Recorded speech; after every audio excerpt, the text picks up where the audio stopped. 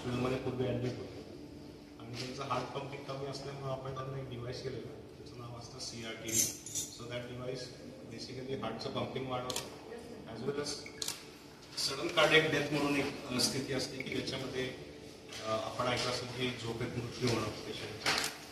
या सगळ्या गोष्टी अवॉइड होतात आणि ते मशीन शॉक होतं. तर ते मशीन टाकल्यानंतर ही वॉज डुईंग वेल. एकच गोष्टचा प्रॉब्लेम होता की त्यांना थोडंसं चालल्यावर धाप लागत होती आणि त्यांची ती वाल जी लिकेज होती ती लिकेज खूप जास्त प्रमाणात, त्याला आपण सिव्हिअर मायट्रल रिहॅबिलिटेशन असं मेडिकल भाषेत बोलतो. आणि जनरली ही कंडिशन आपण सर्जरी करून करेक्ट करू शकतो, पण पेशंटची ओव्हरऑल कंडिशन, वय, त्यांचं बाकी सगळं स्थिती बघता ती सर्जरी खूप हाय रिस्क होती. बऱ्याच वेळा या सर्जरीज करताना सुद्धा गोष्टी वरखाली होतात. तर ही जी प्रोसिजर आहे मायट्राकडे, तर ही प्रोसिजर आपण पायाद्वारे करतो. याच्यामध्ये आपण हे चिरफार करत नाही आणि साधारण 45 मिनिट्स टू 1 आवरमध्ये ही प्रोसिजर होऊन जाते आणि त्याच्यानंतर पेशंट आपण 24 to 48 आवर्समध्ये डिस्चार्ज करू शकतो, डिपेंडिंग ऑन पेशंट्स कंडिशन. तर आम्ही यांना साधारण 2 दिवसात डिस्चार्ज केले. एक दिवस आम्ही त्यांना ऑब्झर्वेशन ठेवलेलं होतं, पण त्याच्यामध्ये काही कॉम्प्लिकेशन आणि काही प्रॉब्लेम त्यांना स्वतःला न जाणवला ना आम्हाला जाणवला. पण as this is steel very evolving procedure, आम्हाला त्यांना 2 दिवस हॉस्पिटलमध्ये ठेवून बघायचं होतं. जनरली US मध्ये नेक्स्ट डे डिस्चार्ज करून टाकतात. तर अशा प्रकारे ती प्रोसेस असते आणि सक्सेसफुली ती करता आली आणि आपल्या देशात ही सिस्टम अवेलेबल झालेली आहे आणि आता बऱ्याच शहरांमध्ये हळूहळू ही प्रोसेस चालू आहे. आता एवढाच प्रॉब्लेम आहे की ही खूप कॉस्टली आहे. तर जसं तुम्हाला माहीत असेल की पूर्वी अँजिओप्लास्टी पण खूप कॉस्टली होती.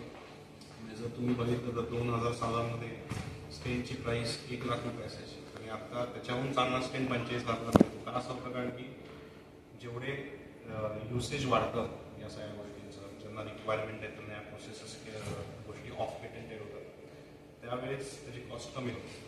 सो आम्ही याच्यासाठीच थांबलोय की बाबा या गोष्टीची कॉस्ट कधी कमी होईल आणि जास्तीत जास्त पेशंटला याचा कसा बेनिफिट होईल. पण हे इतक्या लगेच होत नाही, it may take another 10 years. पण या गोष्टी होतात फ्युचरमध्ये आणि आम्ही याच्यासाठी थांबलेलो आहे. पण दिस इज आपण या प्रोसिजर्स आपल्या देशामध्ये चालू केलेलं आहे. वय वर्ष 78 शिवाजी सांगलीकर हे पेशंट आपल्याकडे आलं.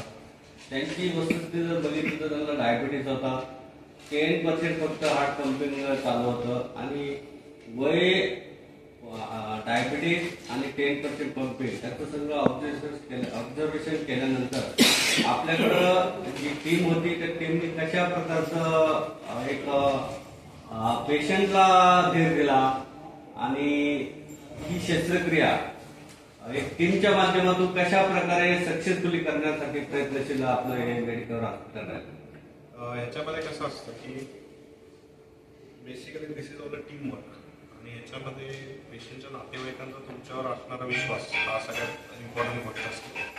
कारण की या गोष्टी एकतर खूप कॉस्टली आहेत, त्याचे रिझल्ट चांगले असतात, पण या गोष्टी झालेल्या नसतात. त्यामुळं पेशंटच्या नातेवाईकांना या गोष्टी एक्सप्लेन करणं आम्हाला थोडंसं अवघड पडतं. पण मी याच्यामध्ये बिलीव्ह करतो की समजा पेशंटच्या नातेवाईकांना तुम्ही त्यांचा आजार नीट समजून सांगितलं आणि त्यांना तो आजार जास्त व्यवस्थित कळला तर या गोष्टी पुढं करण्यासाठी डॉक्टर्ससाठी आणि पेशंटसाठी दोन्ही सोपं होतं. तर जेव्हा या सगळ्या गोष्टी होत्या तर इनिशियली आम्हाला असं वाटलेलं होतं, देअर वॉज वन पॉईंट की बाबा आपण जास्त काय करू शकतो का नाही, आम्ही सुद्धा डाऊटफुल होतो सुरुवातीला. पण पेशंटची विल पॉवर, त्यांच्या रिलेटिव्हची विल पॉवर हे बघता even we were ready to take all that risk.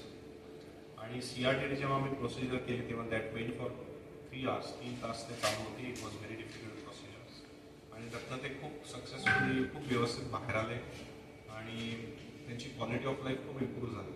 आणि ही पहिली प्रोसिजर्स जेव्हा सक्सेसफुल झाली तेव्हा आम्ही पुढच्या प्रोसिजर्स करायच्या गोष्टी बोलायला लागलो.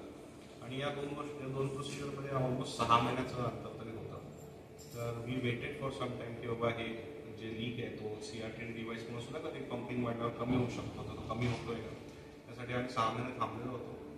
आणि त्याच्यानंतरही तो लीक जास्त कमी नाही झाला जास्त प्रमाणात, त्याच्यामुळे आम्ही ही प्रोसिजर करायची ठरवली. तर ह्याच्यामध्ये मल्टीडिसिप्लिनरी अप्रोच असतो. तो त्याच्यामध्ये I am leading the team. तर मी हा माझा पॉईंट आमच्या doctor Sameer Mande cardiac anaesthetist यांच्यासमोर मांडणार. त्याच्यानंतर आमचे कार्डियक सर्जन आहेत त्यांच्यासमोर हा पॉईंट मांडतो आणि it is a team decision eventually की बाबा यांना आपण सर्जरी करायची आहे की आपण इंटरव्हेन्शन करायचं आहे का काहीच करायचं आहे. सो सगळ्या आमच्या डॉक्टर्सचा निर्णय असा होता की MitraClip will be the most helpful यांच्या कंडिशनमध्ये आणि देन वी वेंट आहे.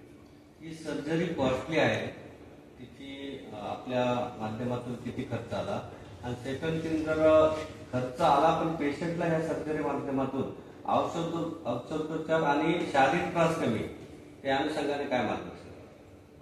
ही सर्जरी कॉस्टली आहे कारण की या सगळ्या गोष्टी आपल्या देशात बनत आहेत. त्यामुळे त्याच्या रिमोट ड्युटी आणि या गोष्टी खूप जास्त असतात. परत GST पण असतोच आणि या खूप कमी लोकांपर्यंत अजून पोहोचलेल्या आहेत. त्याच्यामध्ये जी किंमत खूप जास्त आहे.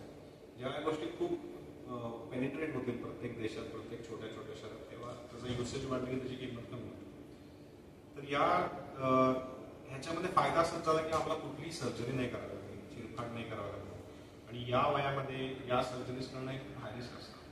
ज्याच्यामध्ये कधी कधी सर्जरी करताना सुद्धा पेशंटचा जीव धोक्यात जातो. तर मग आहे ते तसंच ठेवलेलं पण कधी कधी बरं असतं, पण सर्जरी करणं तेवढं शक्य नसतं. मग हे रिझर्व पेशंट असतात. म्हणजे it is not for every patient. म्हणजे आय वुड नॉट से की ज्याला प्रत्येकाला वाल लीक आहे त्यांना हीच प्रोसिजर करावी असं मी म्हणणार नाही. कारण की त्यांना ऑप्शन आहेत, त्यांना वाल चेंज करायचे ऑप्शन आहेत, त्यांची आता कंडिशन चांगली नसेल.